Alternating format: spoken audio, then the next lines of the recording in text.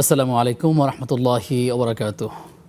বিসমিল্লাহ আলহামদুলিল্লাহ ওসলাতু ওয়াসসালামু আলা রসুলিল্লাহ ওয়ালা আলিহি ওয়া আসহাবিহি আজমাইন আম্মা বাদ। প্রিয় দর্শক শ্রোতা, আশা করছি আপনারা সকলেই ভালো আছেন। আমরাও আল্লাহ তাআলার মেহরবানিতে ভালো আছি আলহামদুলিল্লাহ। প্রিয় দর্শক, আপনারা দেখছেন নেস্টাস টিভির নিয়মিত আয়োজন ইসলামী প্রশ্নোত্তরমূলক অনুষ্ঠান ইসলামী জীবন বিধানের আজকের পর্ব। অনুষ্ঠান জুড়ে আমি আব্দুল কাহার আছি আপনাদের সাথে। প্রিয় দর্শক, আজ আমরা আলোচনা করতে চাই রাসূল সাল্লাল্লাহু আলাইহি ওয়াসাল্লাম যেভাবে কোরবানি করেছেন। আর এই বিষয়ে কথা বলবার জন্য আমাদের মাঝে আমন্ত্রিত হয়েছেন বিশিষ্ট আলেম দ্বীন উত্তরা সেন্ট্রাল মসজিদের সম্মানিত খতিব শায়েখ ডক্টর রফিকুল ইসলাম মাদানী। আসসালামু আলাইকুম রহমতুল্লাহি তাআলা ওয়া বারাকাতুহু। ওয়ালাইকুম আসসালাম রহমতুল্লাহি ওয়া বারাকাতুহু। ওস্তাদ, কেমন আছেন আপনি? জি আলহামদুলিল্লাহ, আপনি ভালো আছেন? আলহামদুলিল্লাহ, আল্লাহ রাব্বুল আলামিন ভালো রেখেছেন। আপনার মাধ্যমে আমরা নতুন কোনো বিষয়ে জানবার চেষ্টা করব ইনশাআল্লাহ তাআলা। ইনশাআল্লাহ। প্রিয় দর্শক, আপনি আমাদের সাথে যুক্ত হতে পারেন। নিশ্চয়ই টেলিভিশনের স্ক্রিনে যে নম্বর দেখতে পাচ্ছেন সেই নম্বরে ডায়াল করে আপনারা আমাদের সাথে যুক্ত হবেন, আমরা সেই প্রত্যাশা করছি। সেই সাথে আপনারা নেক্সাস টেলিভিশন ইসলামিক এই পেজের কমেন্ট বক্সে গিয়েও বাংলায় সংক্ষেপে আপনি আপনার মূল্যবান প্রশ্ন রাখতে পারেন। অনুষ্ঠানটি নিবেদন করছেন ইসলামী ব্যাংক বাংলাদেশ পিএলসি। শায়েখ, আপনি শুনলেন যেমনটি আমরা বললাম, রাসূল সাল্লাল্লাহু আলাইহি ওয়াসাল্লাম যেভাবে কোরবানি করতেন, আমরা তো অনেকেই চাই কোরবানি করি, কিন্তু আসলে কিভাবে করে উঠবো, কোরবানির মানদণ্ডটা কী হবে, কোনটাকে ভিত্তি করে ধরবো, আমরা অনেকেই সেটা জানি না। গতানুগতিকভাবে আমরা দেখে আসছি, বাবা করেছেন কোরবানি, দাদা করেছেন কোরবানি, বংশগতভাবে পরম্পরায় দেখে আসলাম, কিন্তু আসলে সঠিক কিভাবে পদ্ধতি হওয়া উচিত যদি আমাদেরকে জানান। আলহামদুলিল্লাহ, আসসালাতু ওয়াসসালামু আলা রাসূলিল্লাহি ওয়া বাদ। একেবারে কোরবানি ঈদ অত্যাসন্ন।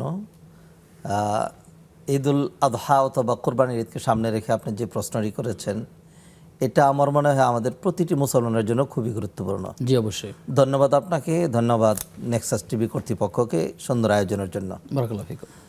দেখুন, নবী মুহাম্মদ রাসূলুল্লাহ সাল্লাল্লাহু আলাইহি সাল্লাম তিনি থিওরি দেওয়ার ব্যক্তি নন, তিনি খুব মোস্ট প্র্যাকটিক্যাল ম্যান ছিলেন।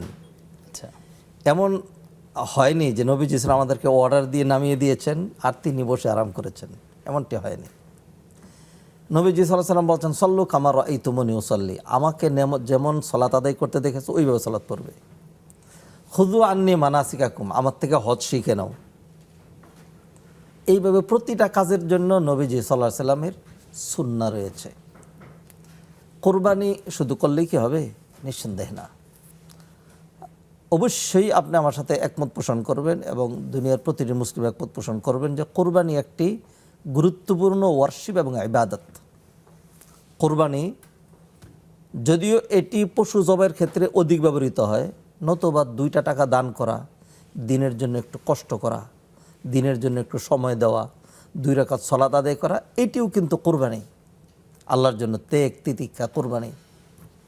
তো কোরবানির ব্যবহারটা বেশি হলো পশু জবাইয়ের ক্ষেত্রে। নবী মুহাম্মদ রাসূলুল্লাহ সাল্লাল্লাহু আলাইহি সাল্লাম সকল ইবাদতের মধ্যে তিনি হলেন মডেল। লাকাদ কানা লাকুম ফি রাসূলিল্লাহি উসওয়াতুন হাসানা। প্রসঙ্গক্রমে বলতে চাই, যে কোনো ইবাদত, হজ, সিয়াম, সালাত, কোরবানি, তারপরে হলো দান সদকা, যাকাত, every types of worship and ইবাদত কবুল হওয়ার জন্য মৌলিক শর্ত দুটো। একটি হলো ইখলাস, আল্লাহর জন্যই সেটি সম্পাদন করা। কোরবানির শানে যেমন আল্লাহ বললেন, ইন্না আতাইনাকাল কাউসার ফাসাল্লি লিরাব্বিকা ওয়ানহার, সালাতও পড়বেন আপনার রবের জন্যই আর কুরবানিও করবেন আপনার রবের জন্যই। অন্য আয়াতে বললেন, লা ইয়ানালাল্লাহু লুহুমুহা ওয়ালা দিমাউহা ওয়ালাকিন ইয়ানালুহু তাকওয়া মিনকুম। গরুটা কত বড়, গোশত কেমন হলো, কালারটা কেমন, হ্যাঁ, নাম দাম কতটা ছড়ালো, আল্লাহ এদিকে তাকানি না, আল্লাহ তাকিয়ে থাকেন বান্দার কলবের অবস্থার দিকে। ওয়ালাকিন ইয়ানালুহু তাকওয়া মিনকুম। নবীজি ব্যাখ্যা করে দিলেন, আত্তাকওয়া হাহুনা ওয়া ইশিরু ইলা সাদরিহি সালাত মাররাত। আল্লাহ বান্দার কলবের দিকে তাকিয়ে থাকেন, তার মানসিকতাটা কি, সে কি নাম ডাকের জন্য অথবা গোশত খাওয়ার জন্য, এটি হলো একটি। 2 নম্বর শর্ত হলো সেই ইবাদতটা নবীজির সুন্নাহ মোতাবেক করা। কুরবানি ঘিরে আমরা যদি নবীজির সুন্নাহ অথবা হাদিয়ুন নবী সাল্লাল্লাহু আলাইহি সাল্লাম ফিল উদহিয়া, এটা যদি তালাশ করি আমরা দেখব অনেক কোরবানির অনেক পূর্ব থেকে শুরু হয়। কোরবানির প্রস্তুতি স্বরূপ শুরু হয় জিলহজ মাসের চাঁদ ওঠা থেকে। জি, আমরা বাকি আলোচনায় আসবো টেলিফোন কলের পর। জি ইনশাআল্লাহ। প্রিয় দর্শক, কে আছেন আমাদের সাথে? আসসালামু আলাইকুম। ওয়ালাইকুম আসসালাম ওয়া রাহমাতুল্লাহ। আমি আরিফ, চট্টগ্রাম থেকে। জাযাকাল্লাহু খাইর। আমার মুক্তারামকে ভালো লাগে। জি শুকরান ভাই। অতি উত্তম পর্যন্ত করুন। আমার প্রশ্ন দুইটি। প্রথম প্রশ্ন, আমরা এই তাকবীরটা এটা আমরা এটা কি জিলহজ মাসের 1 তারিখ থেকে শুরু করব, না 9 তারিখ থেকে 13 তারিখ পর্যন্ত শুরু করবো তাকবীরটা? আর দ্বিতীয় প্রশ্ন, আমি এটা আগেও করছিলাম, সরি।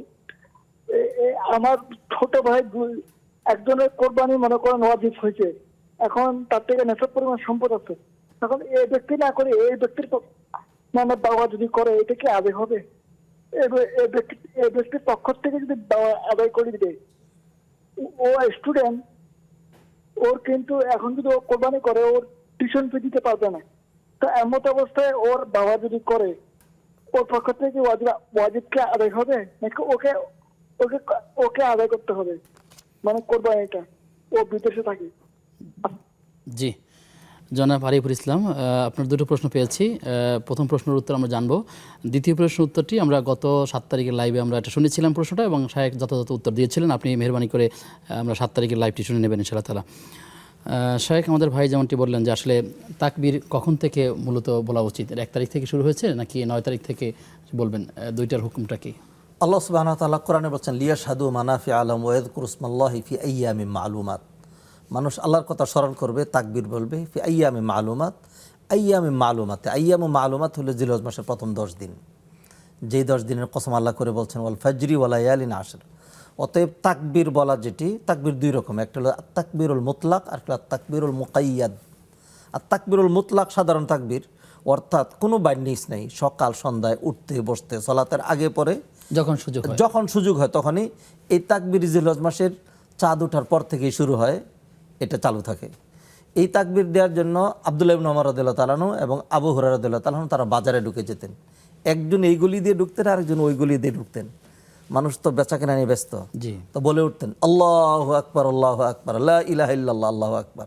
তাদের তাকবীর দর্শনে পুরো বাজার, এটা কত 10 টাকা, এই সব ভুলে গিয়ে সবাই তাকবীর ধ্বনিতে সারা বাজার মনে হয় যে তাকবীরের বাজার, তাকবীর শুরু হয়ে যেত। তো এই তাকবীরটা তো চলছে, এখনো আমাদের দেওয়া উচিত, সলাতের আগে সলাতের পরে, যখনই মনে হয় তখনই। আর তাকবীরুল মুকাইয়াদ যেটি, সেটা হলো সলাতের সাথে যেটিকে সম্পৃক্ত করে দেওয়া হয়েছে, জিলহজ মাসের 9 তারিখ ফজর থেকে শুরু হয় সেটি, এবং সেই তাকবীরটি হলো ওয়াজিব। তাকবীরুল মুতলাক এটা মুস্তাহাব, আর তাকবীরুল মুকাইয়াদ যেটি সেটি হলো ওয়াজিব। সেটি ফজরের সলাতের পর থেকে প্রতি সলাতের পরেই এই তাকবীরটা উচ্চ স্বরে দেওয়া। ইমাম সাহেব শুরু করবেন, অথবা ইমাম সাহেব বলে গিয়েছেন একজন মুসল্লি শুরু করবেন, যে কোনো একজন একটু জুড়ে বলবেন, তাহলে সবার মনে হবে। আর সাথে সাথে পুরো মসজিদ তাকবীরের ধ্বনিতে একেবারে মেতে উঠবে, আল্লাহু আকবার, আল্লাহু আকবার, লা ইলাহা ইল্লাল্লাহ, আল্লাহু আকবার চলতে থাকবে আইয়ামুত তাশরিকের আসর পর্যন্ত। সেই হিসাবে যাদের মতে আইয়ামুত তাশরিক 12 তারিখ পর্যন্ত, তাহলে 12 তারিখ আসর পর্যন্ত, আর যাদের মতে 13 তারিখ আসর পর্যন্ত, সেই 13 তারিখ আসর পর্যন্ত এই তাকবীর চলতে থাকবে। এটা হলো আর তাকবীরুল মুকাইয়াদ। আর তাকবীরুল মুতলাক যেটি, এটা হলো পুরো দিন ব্যাপী, এগুলি সব সহ আমরা যেন এই আমলটি করতে পারি, আল্লাহ আমাদের সাথে আল্লাহ আমাদেরকে তৌফিক এনায়েত করুন। শেখ, আমরা দেখি অনেকের গেঞ্জিতে ইদানিংকালে একটা লেখা যায় যে একদিনের কসাই, এই কোরবানি উপলক্ষে এরকম একটি জঘন্য কথা লেখা পাওয়া যায়, একদিনের কসাই। এটা কি কোরবানিটাকে নিরুৎসাহিত করা হচ্ছে অথবা বিতর্কিত করা হচ্ছে, এবং কসাই দিয়ে এর সম্মান মর্যাদা ভুলণ্ঠিত করার চেষ্টা করছে কেউ কেউ? আপনি যদি ব্যাপারে কথা বলেন। ইন্নামাল আমালু বিন্নিয়াত, যদি এটিকে পরিচয়ের জন্য যে এদিন সে আমাদেরকে হেল্প করবে, এই কাজের জন্য এই নিয়ত করে থাকে, তাহলে তো ভালোই। আমরা একটি ভালো ব্যাখ্যা করার চেষ্টা করছি। সাথে জি, যারা কাজগুলো করে থাকেন তাদের কথা বলছেন। আর যদি পরিচয়ের জন্য হয়, যদি যিনি কসাই, আমরা কসাই ঠিক করছি কাজ করার জন্য, যদি এই পরিচয়ের জন্য হয় তাহলে জায়েজ। যেমন আল্লাহ সুবহানাহু ওয়া তাআলা বলছেন আবাসা ওয়া তাওয়াল্লা আন জাআহুল আ'মা। আব্দুল্লাহ ইবনে উম্মে মাকতুম অন্ধ ছিলেন, আল্লাহ সুবহানাহু ওয়া তাআলা তাকে আমা বলেছেন। কাউকে এমন গুণে গুণান্বিত করা, বিইসাল ইসমুল ফুসুক বাদাল ঈমান, যেটিতে সে কষ্ট পায়, এটি মাকরুহ, এটি করা যাবে না। মানুষকে কষ্ট দেওয়ার জন্য ওই ধরনের কিছু, যারা এটিকে নেতিবাচকভাবে প্রেজেন্ট করছে যে ইসলামের একটা বিষয়কে, নিঃসন্দেহে এটা অনেক গুনার কাজ। ধরেন একজন লেংরা, তারপরে আপনি যদি তাকে লেংরা বলেন, সে মনে কষ্ট পাবে না? অবশ্যই। একজন অন্ধ, তাকে যদি কানা বলেন, সে কষ্ট পাবে না? বাস্তব, কিন্তু তারপরে এটা বলা যাবে না। তো যদি কসাই কাকে হেয় প্রতিপন্ন করার জন্য বলা হয়, তাহলে কবিরা গুনাহ হবে। জি, আল্লাহ তাআলা আমাদেরকে। জি, আর যদি পরিচয়ের জন্য বলা হয় যে ইনি আমাদের কসাই, মানে আমাদের এটা সহযোগিতা করছেন, নিঃসন্দেহে দুই রকম ব্যাখ্যা রয়েছে। দর্শক আছেন, প্রিয় দর্শক কে আছেন আমাদের সাথে? আসসালামু আলাইকুম। ওয়ালাইকুম আসসালাম ওয়া রাহমাতুল্লাহ। তোফাজ্জল হোসেন ঝিনাইদহ থেকে বলছি। তোফাজ্জল হোসেন, জি ভাইয়া প্রশ্ন করুন। আমার দুইটা প্রশ্ন। জি একটা প্রশ্ন হলো, আমরা যে সবার আগে মসজিদে গেলে একটা সওয়াবের কথা উল্লেখ আছে, তো ঈদের মাঠে সবার দেখলে এরকম সওয়াব পাওয়া যাবে কিনা, এই প্রথম প্রশ্ন। আর দ্বিতীয় প্রশ্ন, আমাদের এই বাংলাদেশ এখন ক্রিকেট খেলতেছে বিশ্বকাপ, T20 বিশ্বকাপ, এই খেলা দেখা যাবে কিনা, এবং এই খেলায় আমাদের বাংলাদেশ যখন হেরে যায় তখন মনে খুব কষ্ট পায়, আবার যদি জিতে যায় তো খুব আনন্দ পায়, তা এটা করা কি ঠিক আছে কিনা? জি প্রিয় ভাই, আপনি থাকুন আমাদের সাথে আরও জন দর্শক আছেন। হ্যালো, আসসালামু আলাইকুম। ওয়ালাইকুম আসসালাম রহমতুল্লাহ। আপনি ভালো আছেন? আলহামদুলিল্লাহ, আল্লাহ রাব্বুল আলামিন ভালো রেখেছেন। আপনি নিশ্চয়ই ভালো আছেন? হুজুর আমার দুটো, হ্যাঁ আলহামদুলিল্লাহ ভালো আছি। হুজুর আমার দুটো প্রশ্ন ছিল। জি বোন, প্রশ্ন। প্রথম প্রশ্নটা হচ্ছে, হুজুর আমার হাজবেন্ড হঠাৎ করে মারা গেছে। এখন মারা যাওয়া অবস্থায় আমি বুঝতে পারিনি, তো এখন ওর জন্য আমি বুঝি ও হয়তো এমনি সমস্যা দেখা দিচ্ছে, এরকম এমন অবস্থায় হঠাৎ করে এরকম। তো আমি একটা ছাগল নিয়ত করছিলাম আর কি। এখন ও তো মারা গেছে, আমি হয়তো ভাবছি ও সুস্থ হয়ে যাবে, ছাগলটাকে এখন নিয়ত করছি দিতে হবে। যখন সে অসুস্থ ছিল তখন আমি মানত করেছিলেন? অসুস্থ না, উনি সুস্থই, রোজা অবস্থায় শুয়েছিল, নামাজ পড়ে হঠাৎ করে মারা গেছে।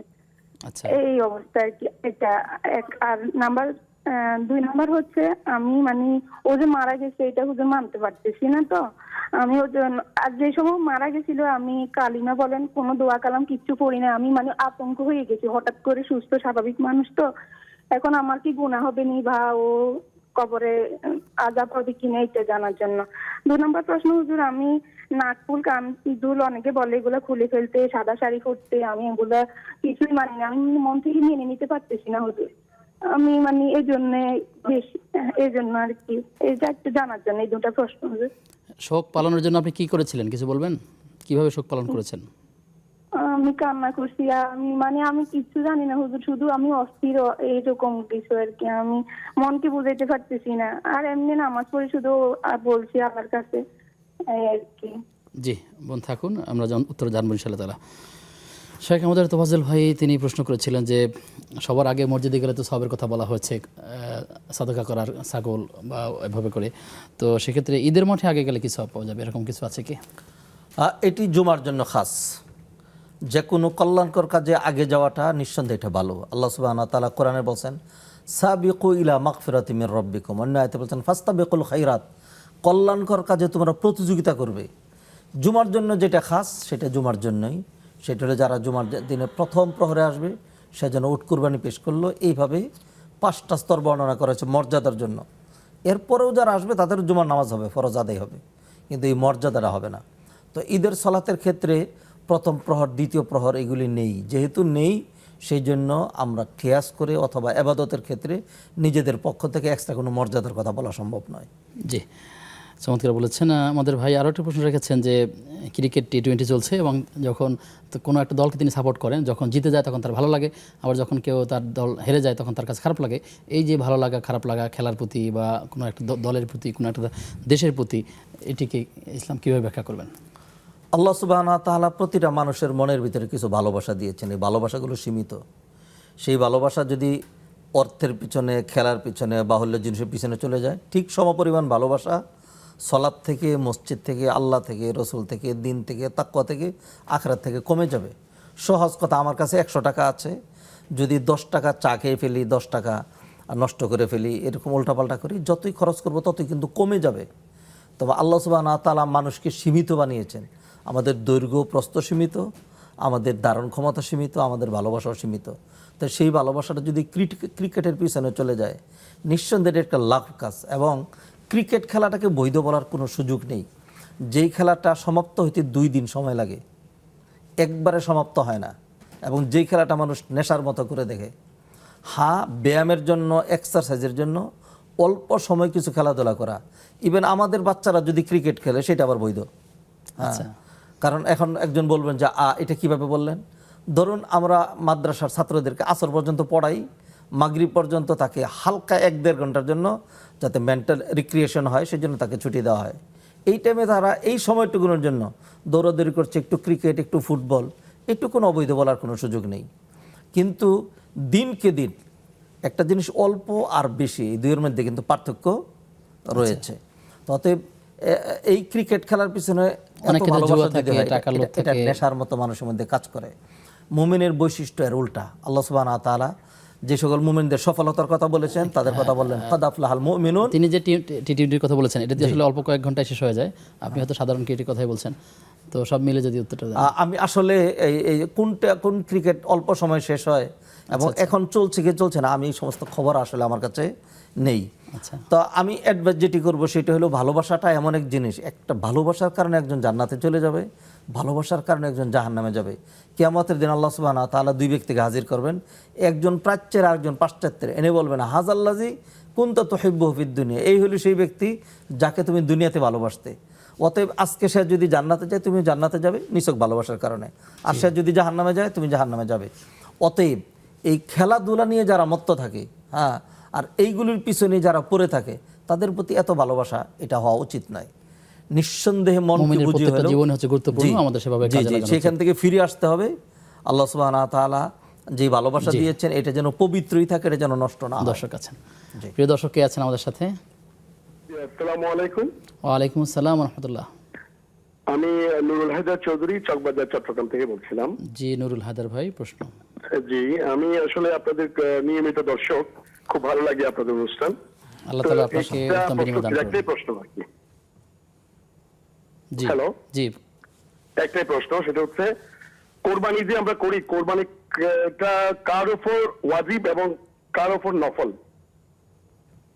আচ্ছা ঠিক আছে, আপনি থাকুন আমাদের সাথে, আমরা উত্তর জানবো বিরতির পর ইনশাআল্লাহ তাআলা। প্রিয় দর্শক, আপনারা দেখছেন নেক্সাস টিভির নিয়মিত আয়োজন ইসলামী ব্যাংক বাংলাদেশ পিএলসি নিবেদিত ইসলামী জীবন বিধানের আজকের পর্ব। সময় হয়েছে একটা বিরতির, ফিরছে কিছুক্ষণ পর, সঙ্গেই থাকুন।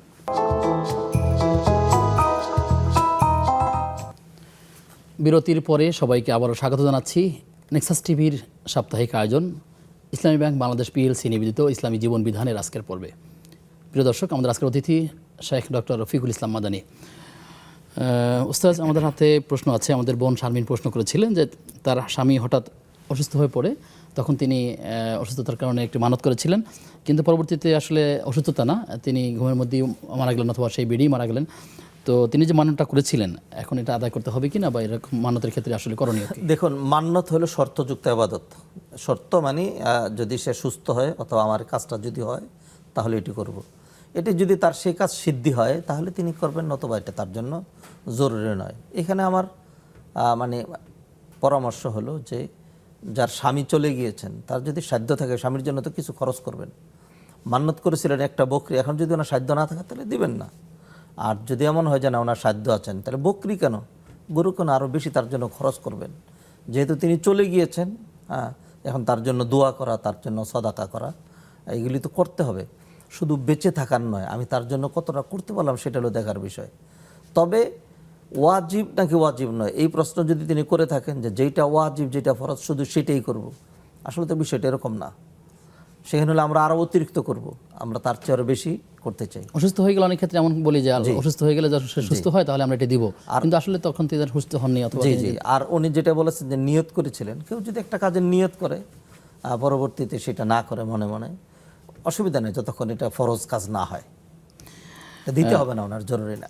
জি, এবং তিনি এটাও বলেছেন যে তিনি যখন মারা গেলেন তখন তিনি তার জন্য কিছুই করেন নাই, সাধারণত তিনি আসলে বুঝতেই পারেন নাই এবং হতাশ ছিলেন কিংবা এই মুহূর্তে খুব চিন্তিত ছিলেন। মারা গেলে যে মানুষ যা হয় তখন স্বাভাবিকভাবে তার সেন্স কাজ করছে না, তার জন্য যা করা দরকার ছিল সেটা তিনি কিছুই করতে পারেননি। সেক্ষেত্রে কি হবে, বা তখন কোনো ভুল ত্রুটি হয়েছে কিনা? তিনি একটি কথা বলেছেন, সেটা হলো মৃত্যুটা তিনি মেনে নিতে পারেন নাই। এই শব্দটা প্রয়োগ করা যাবে না। আমি মৃত্যুটা মেনে নিতে পারলাম না, এটা নয়, এটা তো আল্লাহর ফয়সালার এগেইনস্টে দাঁড়িয়ে যাওয়া, বিপরীতে যাওয়া। আল্লাহ সুবহানাহু ওয়া তাআলা যেটাই করবেন, যত কষ্ট হোক, কষ্ট হলে ইন্না লিল্লাহি ওয়া ইন্না ইলাইহি রাজিউন, আমার স্বামী আমার স্ত্রী আল্লাহর জন্য, আমি আল্লাহর জন্য, আমিও চলে যেতে পারি এই মুহূর্তে। বিপদে মেনে নিতে পারেনি মানে আসলে কষ্ট হচ্ছে, আসলে আমি বুঝতেই পারি না আসলে আমার হাজবেন্ড মারা গেল, এরকম ভাবতেই তার কষ্ট লাগে। বিষয়টি আসলে যদি বিষয়টা এরকম হয় যে আমার অনেক কষ্ট হয়েছে, কষ্ট তো হতেই হবে, কষ্ট অসুবিধা নাই, কিন্তু এমন কোনো কথা, এমন কোনো আচরণ যেন না করেন যেটি তাকদীরের পরিপন্থী। কারণ মানুষের ভাগ্যের মধ্যে দুটো জিনিস, ওয়াল কাদারি খাইরিহি ওয়া শাররিহি মিনাল্লাহি তাআলা, ভাগ্যের মন্দ যেটি সেটিও আল্লাহর পক্ষ থেকে, সেটিকে মেনে নিতে হবে, সানন্দে মেনে এটাও নিতে হবে। ঈমানের একটি অংশ। এটা ঈমানের একটি অংশ। অতএব স্বামী মারা যাওয়ার পরে যদি স্বাভাবিক ক্রন্দন করে কেউ, সেটা নিষেধ না। বাবা মারা গেলে স্বাভাবিক ক্রন্দন করলো, কিন্তু কেউ যদি বিলাপ করে মানে এমনভাবে ক্রন্দন করলো, যেমন দেখবেন আমাদের দেশে বিশেষ করে গ্রাম অঞ্চলে মহিলারা দেখা যায় জমিনের মধ্যে নিয়ন্ত্রণহীন হাত হয়ে দিয়ে যায়, সেটি আসলে লেপ্তে থাকে, জামা কাপড় ছেড়ে দেয়, মানুষ ধরে রাখতে পারছে না, চুল বেরিয়ে যাচ্ছে, শরীর বেরিয়ে যাচ্ছে, পেট বেরিয়ে যাচ্ছে, ভেঙে পড়ে যাচ্ছে, হাল লাগো তুমি কি কর লাগো, এগুলি এরকম যদি করে এরকম তাহলে বিলাপ নিষিদ্ধ রয়েছে। ইন্নাল মাইয়াতা ইউআযাবু বিবুকাই আহলিহি, হাদিসে নিষেধ করা হয়েছে মাইয়াতকে তার পরিবারের যে মানে অস্বাভাবিক ক্রন্দন, এটার কারণে তাকে শাস্তি দেওয়া হবে। বরং তার জন্য দোয়া করতে হবে। জি, সেজন্য দোয়া করতে হবে। জি, প্রিয় দর্শক, কে আছেন আমাদের সাথে? জি, আসসালামু আলাইকুম। ওয়ালাইকুম আসসালাম রহমতুল্লাহ। জি, আমার নাম আশরাফ, আমি বাংলা মোটর থেকে বলছি। জি, আশরাফুল ইসলাম ভাই। জি জি, আমার প্রশ্ন হচ্ছে কোরবানি সংক্রান্ত। আমি দুইটা প্রশ্ন করতে চাই। প্রথমটা হচ্ছে, আমার বাসার পাশে যে মসজিদ, যেখানে আমি সবসময় নামাজ আদায় করি, জি সেখানে ঈদের জামাত হবে, কিন্তু আমার বাসা থেকে একটু দূরে, ধরেন 20 টাকা রিক্সা ভাড়া, এমন দূরত্বে আরেকটা মসজিদ আছে যেখানে অনেক ভোরে নামাজ আদায় হবে, প্রায় 1.5 ঘন্টা আগে। তা আমি যদি ওই মসজিদে যে ঈদের নামাজ আদায় করে বাসায় ফিরে দ্রুত কোরবানি করে ফেলি সময় বাঁচানোর জন্য, এটা সঠিক হবে কিনা, এটা হচ্ছে আমার প্রথম প্রশ্ন। জি আমার দ্বিতীয় প্রশ্ন হচ্ছে, আমরা জানি যে একটা গরুতে সর্বোচ্চ 7 জন ভাগ দেওয়া যায়, কিন্তু আমার পরিবারে আমরা 2 জন কোরবানির জন্য মানে ওয়াজিব আর কি। তো সেই ক্ষেত্রে আমরা 2 জন মিলে যদি একটা গরু, ছোট্ট একটা গরু কিনে আমরা কোরবানি আদায় করি, সেই ক্ষেত্রে কোনো সমস্যা হবে কিনা, এই দুটি আমার প্রশ্ন। জি আশরাফ ভাই, আপনি থাকুন আমাদের সাথে, আমরা উত্তরগুলো জানবো ইনশাআল্লাহ। শেখ, আমাদের বোন শারমিন আরেকটি প্রশ্ন রেখেছিলেন। তিনি তার স্বামী মারা যাওয়ার পরে তিনি নাক ফুলগুলো খুলেননি, তারপরে যেভাবে শোক পালন করার কথা তিনি জেনেছেন তিনি ওটা করেননি স্বাভাবিকভাবে। তো আসলে একজন স্বামী মারা গেলে তার কি কি করতে হয়, ইদ্যতটা কীভাবে পালন করতে হয় যদি বলেন। স্বামীর অধিকার হলো তার স্ত্রী তার জন্য 4 মাস 10 দিন ইদ্যত পালন করবে। সেই ইদ্যতের অর্থ হলো তিনি স্বাভাবিকভাবে থাকবেন, এমন কোনো অবস্থায় থাকবেন না যাতে বোঝা যাচ্ছে যে তিনি স্বাভাবিক কন্ডিশনে আছেন অথবা তিনি নতুন কোনো বিবাহের জন্য প্রস্তুত। বরং একজন নারী তো সাধারণত সাজসজ্জা করে থাকেন, জি কিন্তু স্বামী মারা যাওয়ার পরে 4 মাস 10 দিন পর্যন্ত তিনি এমনভাবে থাকবেন যে কোনো সাজসজ্জা থাকবে না। সেই ক্ষেত্রে অলংকার যেগুলো, এগুলো সাজসজ্জার অন্তর্ভুক্ত, এগুলি খুলে ফেলবেন। এটা তো নতুন করে তিনি পড়ছেন না, আগে যারা পড়া আছে এটাও কি তিনি খুলে ফেলবেন নাকি স্বাভাবিকভাবেই থাকবে? না, সেগুলোও খুলে ফেলবেন। স্বর্ণালঙ্কার অথবা এই ধরনের অলঙ্কার যেগুলো, সেগুলো তিনি খুলে ফেলবেন। আর যদি আগে না জেনে থাকেন, যখন থেকে জেনেছেন তখন থেকে তিনি খুলে ফেলবেন। একেবারে জমকালো যে কাপড় চোপড়গুলো, এগুলো লিপস্টিক দেওয়া, এইগুলি তিনি করবেন না, একটু স্বাভাবিক থাকবেন, স্বাভাবিক কাপড় চোপড় পরবেন, আর স্বামীর জন্য দোয়া করবেন। আর একই বাড়িতে থাকতে হবে, বেড়াইতে যেতে পারবেন না, মার্কেটিংয়ে যেতে পারবেন না, ঘোরাফেরা করতে যেতে পারবেন না। একই বাড়িতে থেকে ইদ্যত পালন করতে হবে এবং স্বাভাবিকভাবে থাকতে হবে। মানে সাজসজ্জা করতে পারবেন না, অলঙ্কারাদিও পরে থাকতে পারবেন না।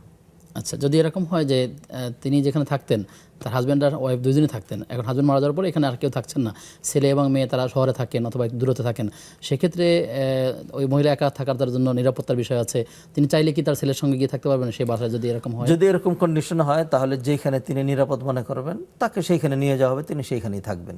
অর্ধেক পালন করার পরে দেখা গেল একখানে আছেন, নিরাপদ ছিল, এখন নিরাপত্তা নেই, তারপরে চলে যাবেন, এগুলো তো প্রয়োজন। জি, কিন্তু স্বাভাবিক কন্ডিশনে তিনি একই বাড়িতে থেকে ইদ্যত পালন করবেন। আমাদের কাছে প্রশ্ন আছে, আমাদের নুরুল হায়দার ভাই, তিনি প্রশ্ন করেছেন যে কোরবানি কার উপর ওয়াজিব কার উপর নফল, আসলে যদি ব্যাখ্যা দেন ওয়াজিব, নফল বা সুন্নাহ, এটার আসলে কোন পর্যায়ে? কোরবানিটা নিয়ে ওলামাদের মাঝখানে ইখতিলাফ রয়েছে। জমহুরুল উলামাদের মতে এটা সুন্নাত মুআক্কাদা, অনেকের মতে এটি ওয়াজিব। ওয়াজিব যারা বলেছেন তারা যে দলিলগুলো দিয়েছেন তার মধ্যে একটা হলো মান ওয়াজাদা সাআতান ওয়া লাম ইয়াদহি ফালা ইয়াকরাবান্না মুসাল্লানা, যাদের সচ্ছলতা থাকার পরেও কোরবানি দিল না, সে যেন আমাদের মুসল্লায় মানে ঈদগাহে না আসে, ধমক দেওয়া হয়েছে। অনেকে হাদিসটিকে দয়ীফ বলেছেন, দুর্বল বলেছেন। তো কার উপর ওয়াজিব কোরবানি, এটি নিয়ে ওলামাদের বিভিন্ন রকম মত রয়েছে। একটা মত হলো যাদের উপর যাকাত ওয়াজিব, এটি আমি সেই মতটিকে প্রাধান্য দিই না।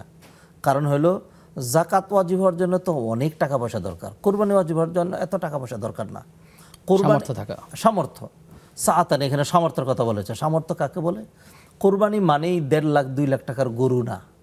কোরবানি মানে হলো নবীজি সাল্লাল্লাহু আলাইহি সাল্লাম দহান নবী সাল্লাল্লাহু আলাইহি সাল্লাম কাবশাইনা আমলাহাইনে আকরানাইনে, তিনি বকরি দুম্বা কোরবানি দিয়েছেন।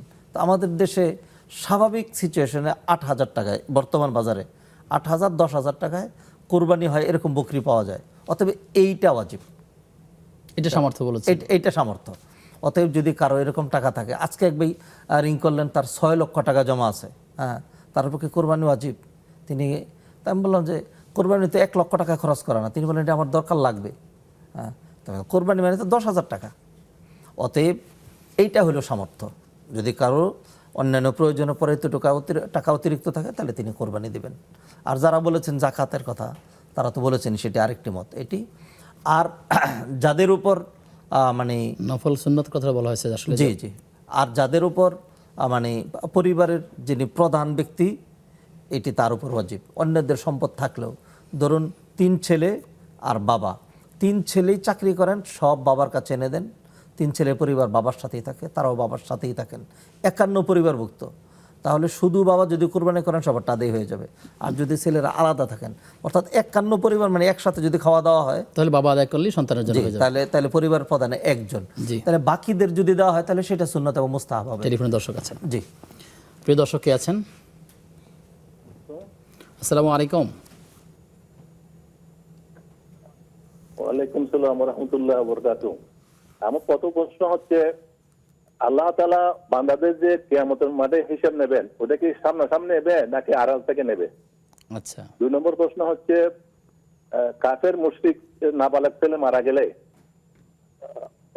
হাসরের ময়দানে ওদের ফায়সালা কি হবে? ওরা কি জান্নাতে যাবে নাকি জাহান্নামে যাবে? নাবালক সন্তান?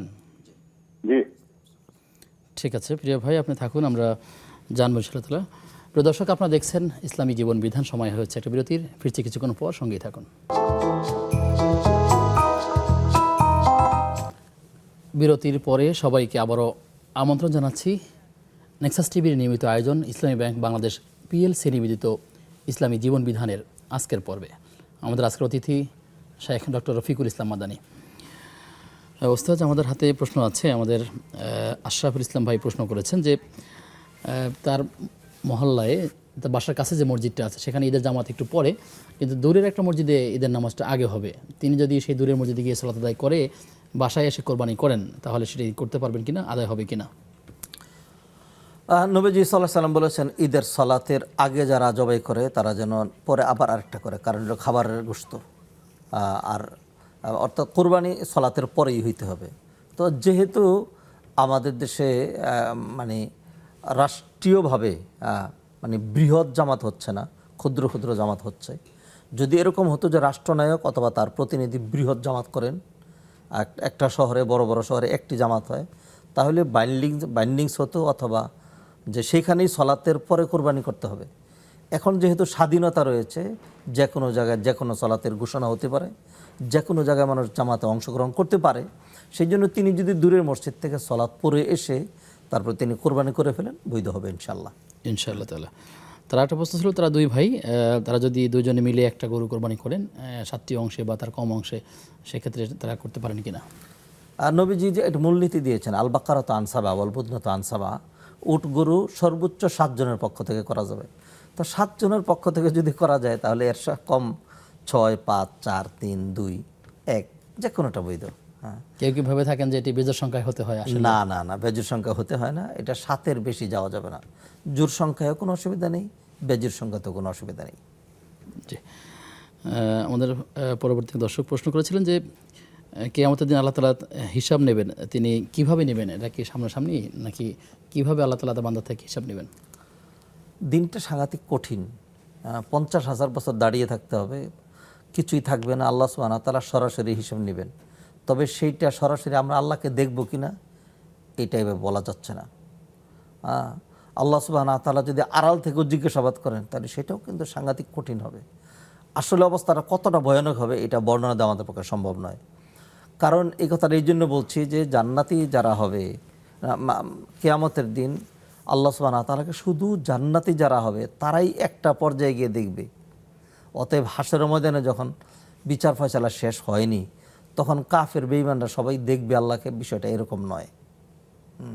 অতএব আল্লাহকে দেখার নিয়ামত আকারে আল্লাহ সুবহানাহু ওয়া তাআলাকে দেখার যে বিষয়টা, এটা জান্নাতীরা যখন জান্নাতে চলে যাবে, জান্নাতের অসংখ্য নিয়ামত তারা ভোগ করবে, তারপরে দীর্ঘ প্রতীক্ষার পরে আল্লাহ সুবহানাহু ওয়া তাআলাকে তারা দেখতে পারবে।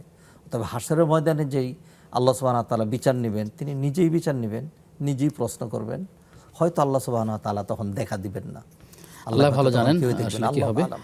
জি, ভাইয়ের প্রশ্ন ছিল যে কাফেরের নাবালক সন্তান অথবা যদি এমন হয় যে কোনো অমুসলিমের ঘরে নাবালক সন্তান তারা মারা গেলে তাদের হুকুম কি হবে, তারা কি ভাইয়ের হিসাবে গৃহীত প্রশ্নের মূল কারণটা হলো যে হিসাব নিকাশ তো অ্যাডাল্ট যে তার উপরে, হবে? জি, মুকাল্লাফ যিনি তার উপরে। তো বাচ্চা যারা কাফের সন্তানরাও তারা তো মুকাল্লাফ হয় নাই, প্রাপ্তবয়স্ক না, বুঝে না আর কি। প্রাপ্তবয়স্ক হয় না, বুঝে নাই। তার না বুঝলে তো তার উপর কলম ধরা হয় না। না, দিন শরীয়ত তার উপরে আসে না। জি, ওলামায়ে কেরামের মতামত হলো মুসলমানদের নাবালক সন্তান যারা মারা যাবে তারা একেবারে বিনা হিসাবে তারা জান্নাতে চলে যাবে, এটা। আর কাফেরদের সন্তানদের ব্যাপারে বেশ কয়েকটি মতামত রয়েছে, তার মধ্যে একটা মতামত হলো নবীজি বলেছেন আল্লাহু আ'লামু বিমা কানু আমিলিন, আল্লাহই ভালো জানেন যে তারা বেঁচে থাকলে তারা কোন পথে যেত, সেই অনুযায়ী আল্লাহ ফয়সালা করবেন। অথবা আরেকটি জব ওলামায়ে কেরাম দিয়েছেন, সেটা হলো আল্লাহ সুবহানাহু ওয়া তাআলা কিয়ামতের দিন তাদের একটা পরীক্ষা নেবেন, এই পরীক্ষা অনুযায়ী তাদের ফয়সালা করা হবে, এটা একটা। আরেকটা মতামত দেওয়া হয়েছে, সেটা হলো যে তারা তাদের পিতামাতার অনুগামী হবে। 4 নম্বর যে মতটা, সেই মতামতটা হলো যারা কাফেরদেরও নিষ্পাপ সন্তান যারা মারা যাচ্ছে তারা জান্নাতে যাবে। জি, আশা করছি আমাদের এই ভাই সব জবাব কয়টা মত পেয়েছেন। রয়েছে। দর্শক আছেন, প্রিয় দর্শক কে আছেন আমাদের সাথে? আসসালামু আলাইকুম।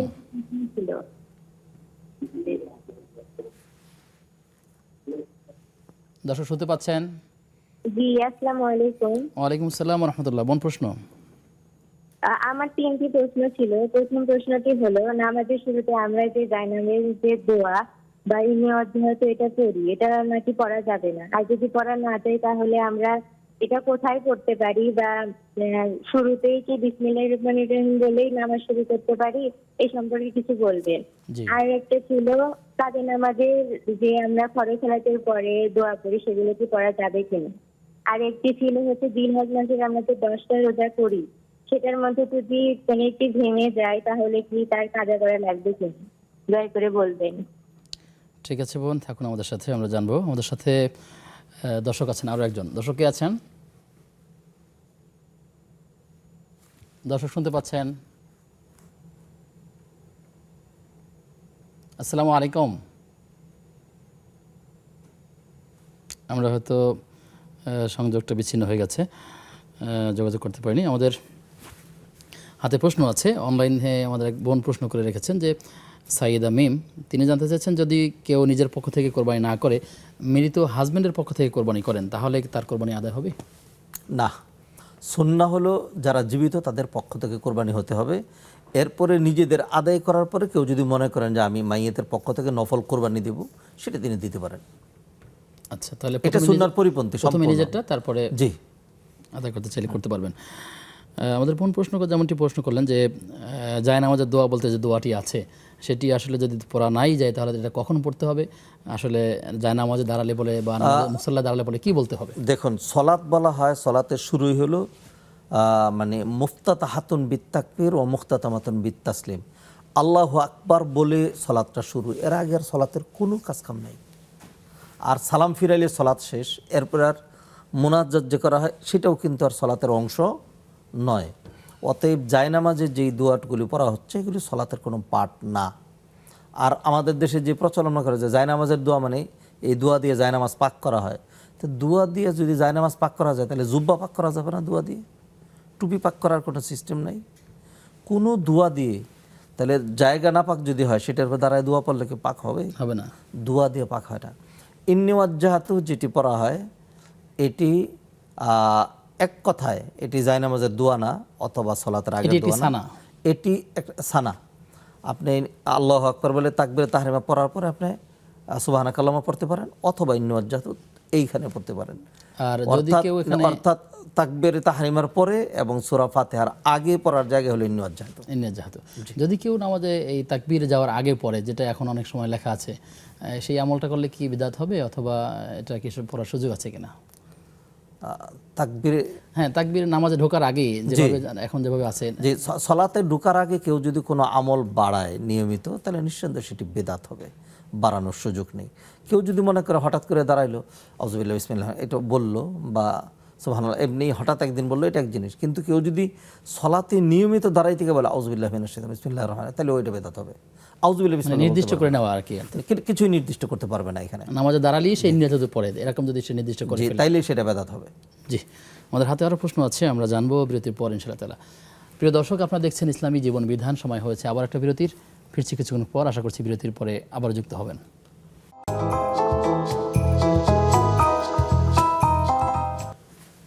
বিরতির পরে সবাইকে আবারও আমন্ত্রণ জানাচ্ছি নেক্সাস টিভির নিয়মিত আয়োজন ইসলামী ব্যাংক বাংলাদেশ পিএলসি নিবেদিত ইসলামী জীবন বিধানের আজকের পর্বে। আমাদের আজকের অতিথি শেখ ডক্টর রফিকুল ইসলাম মাদানী। ওস্তাদ, আমার হাতে প্রশ্ন আছে। আমাদের বন্তুষ্টি এই প্রশ্ন রেখেছিল যে ফরজ নামাজের পরে যেই দোয়াগুলো সাধারণত পড়া হয়, এই কাজা নামাজ আদায় করার পরেও কি আসলে এই দোয়াগুলো পড়তে হবে কিনা? দেখুন, কিনা যে কাজা নামাজের ক্ষেত্রে শুধু ফরজটাই পড়তে হয়, সুন্নতগুলো লাগে না, সুন্নত মুআক্কাদাও পড়া লাগে না। জি, তো সেই ক্ষেত্রে কাজা নামাজ কেউ যদি পড়েন, তাহলে ফরজ সালাতের পরে যেই দোয়াগুলো পড়া হয়, এটা ওনার ইচ্ছাধীন, উনি চাইলে পড়তেও পারেন, নাও পড়তে পারেন। যেহেতু কাজা হয়ে গিয়েছে, তো এখন শুধু ফরজটাই তিনি আদায় করবেন, এটার জন্য সুন্নতগুলো আর লাগে না। তো ফরজ সালাতের পরে যে সুন্নতগুলো, এগুলো কিন্তু সুন্নাহ, অতএব সেই ক্ষেত্রে তার স্বাধীনতা রয়েছে, তিনি চাইলে পড়তেও পারেন, না পড়লেও পড়তে পারেন। তার আরেকটা প্রশ্ন আছে যে জিলহজ মাসের যে রোজাগুলো রাখতে হয়, তিনি এখানে 10টি রোজার কথা বলেছেন, মূলত রোজা হওয়ার কথা 9টি। তো সেক্ষেত্রে এই রোজাগুলো যদি তিনি ভেঙে 2-3টা রাখেন, অথবা মাঝখান দিয়ে 2-1টা না রাখেন, আবার যদি আবার রাখা শুরু করেন 1-2টা না রাখার পরে, এভাবে রাখা যাবে কিনা? জিলহজ মাসের 10টি রোজার কথা কেউ বলেননি। যেটি বলা হয়েছে প্রথম দশকের গুরুত্ব সেই জন্য অনেকে মনে করছেন যে 10টি যেটি রোজা। বলা হয়েছে সেটা হলো প্রথম 10 দিন বেশি মর্যাদাপূর্ণ। জি, 10ম দিনটা তো ঈদের দিন। ঈদের দিন। তো সেই ক্ষেত্রে ঈদের দিনের সর্বোত্তম আমল হলো কুরবানি করা। ঈদের দিনে আলাদা কিছু আমল রয়েছে, ঈদের সালাত রয়েছে, অন্যান্য আমল রয়েছে। ঈদের আগের দিন পর্যন্ত সেখানে সিয়ামের প্রশ্ন, সেই ক্ষেত্রে মানুষের স্বাধীন হয়েছে। নফল তো এখানে কেউ 1-2টা, তবে আমরা বেশিটা যেটি গুরুত্ব দিই সেটা হলো যে অন্তত সৌমু ইয়ৌমে আরাফা, আরাফা দিবসের রোজাটা যেন না ছুটে। কারণ আবু কাতাদা বর্ণনা করছেন, নবীজি সাল্লাল্লাহু আলাইহি ওয়াসাল্লামকে প্রশ্ন করা হয়েছে, সুইলান নবী সাল্লাল্লাহু আলাইহি ওয়াসাল্লাম সৌমি ইয়ৌমে আশুরা ফাকালা সৌমি ইয়ৌমে আরাফা ইউকাফিরুস সানাতাল মাদিয়া ওয়াল বাকিয়া, বিগত 1 বছরের আগামী অগ্রিম 1 বছরের গুনাহ মাফ, 2 বছরের গুনাহ মাফ হবে 2 বছরের, যদি আল্লাহ কবুল করেন। জি, অতএব অনেকেই আমি দেখেছি এইবারও অনেকে আমাকে বলছে যে সবকটা রোজা রাখছি। আলহামদুলিল্লাহ, যারা পারছেন, কেউ 2টা-3টা করছেন, আবার ভাঙছেন, তা যার পক্ষে যে কটা সম্ভব। নফলের ক্ষেত্রে মূলনীতি হলো আল মুতাতাওয়িউ আমিরু নাফসি, নফল ইবাদত যিনি করবেন তিনি নিজেই সিদ্ধান্ত নেবেন কয়টা করতে পারবেন, 9টাই করবেন নাকি 7টা নাকি 5টা নাকি 3টা, না পারলে 1টা।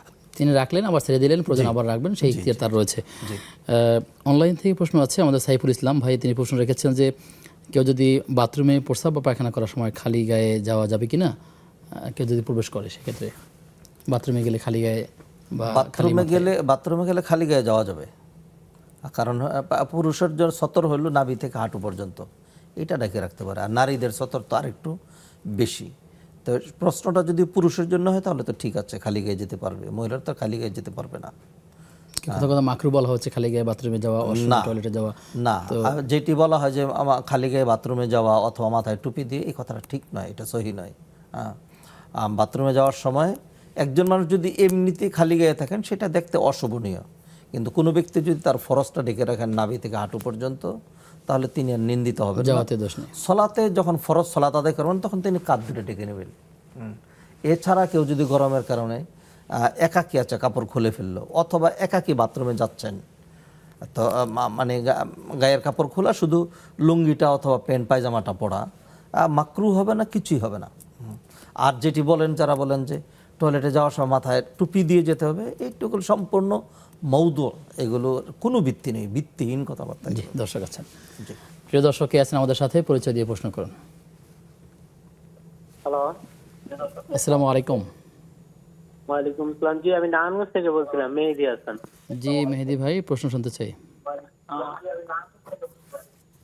আমার আমার প্রশ্নটা হচ্ছে যে আমার দাদিমা মানে আমার বাবার মা জীবিত আছে।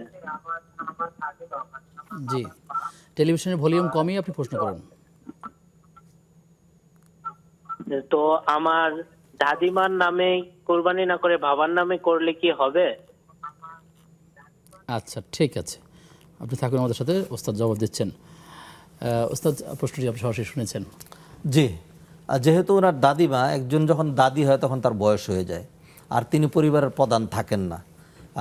এখন মানে স্বাভাবিকভাবে যেটা বুঝতে পারছি সেটা হলো যে ওনার বাবাই পরিবারের প্রধান, এবং তার উপরই হয়তো বা ওয়াজিব, তার উপরই ওয়াজিব। আর যদি এমন হয় যে না, এখনও পরিবারের প্রধান দাদি পরিচালনা করেন, কামাই করে সব দাদির হাতেই দেওয়া হয়, যদি তিনি প্রধান হন অথবা তার কামাই রোজগার থাকে তখন তার উপর লাগবে।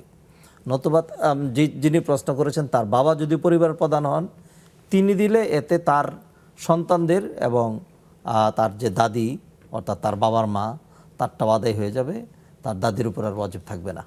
জি, আশা করছি তার জবাব পেয়েছেন আমাদের ভাই। অনলাইনে প্রশ্ন আছে আমাদের সোহেলা বেগম, তিনি প্রশ্ন করেছেন যে কসর দূরত্বে কি মুসাফিরের জন্য বেতের পড়তে হবে? নবীজি সাল্লাল্লাহু আলাইহি সাল্লাম সফরে সুন্নত পড়তেন না। নবীজি সাল্লাল্লাহু আলাইহি সাল্লাম সফরে ফরজগুলো পড়তেন, আর দুটো জিনিস তিনি ছাড়তেন না, একটা হলো ফজরের সুন্নত, এটা ছাড়তেন না, আর একটা হলো ভিতের। ভিতেরটা এই জন্য যেহেতু ভিতেরটা শুধু হানাফি মাযহাবে এটাকে ওয়াজিব বলা হয়েছে, বাকিদের মতো এটিও সুন্নত, গুরুত্বপূর্ণ সুন্নত, নবীজি এটা ছাড়তেন না, অতএব সফরেও ভিতের পড়া লাগবে।